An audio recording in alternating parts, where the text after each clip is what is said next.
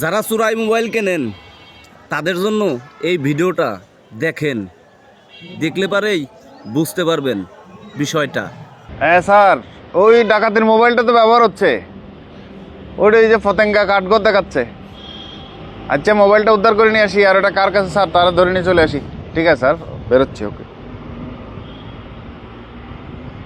দোস্ত, একটা মোবাইল কিনছি, দেখ তো এত দামি মোবাইল কত টাকা হবে? এটা কত টাকা নিয়েছো?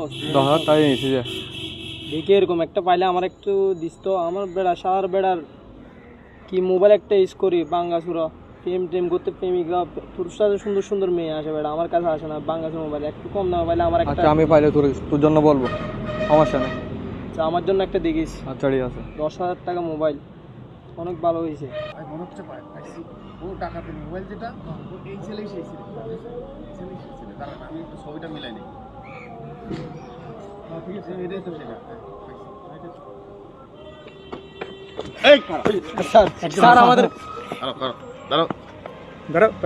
এই তোমার নাম সৌরভ না? জি স্যার।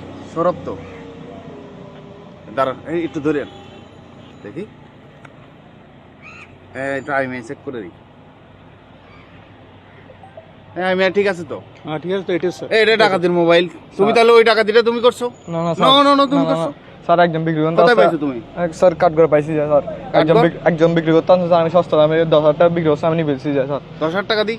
বিক্রি করছি 40,000 টাকার মোবাইল 10,000 টাকা পাওয়া স্যার। যায়? টাকা পরে বিক্রি হয়েছে বলছে। ভাই কিচ্ছু করার নাই, ভাই কিচ্ছু করার নাই। এটা ডাকাতের মোবাইল, কিছু করার নাই। স্যার দেখেন, 40,000 টাকা দামের মোবাইল শুধু 10,000 টাকা কিনছে সৌরভ পেশায় স্টুডেন্ট, কিন্তু সে যেটা মোবাইলটা কিনছে 40-এরটা 10,000 পেয়ে ভাবছে একদম জিতে গেলাম, এত দামি মোবাইল আমি এত কমে পেয়ে গেলাম।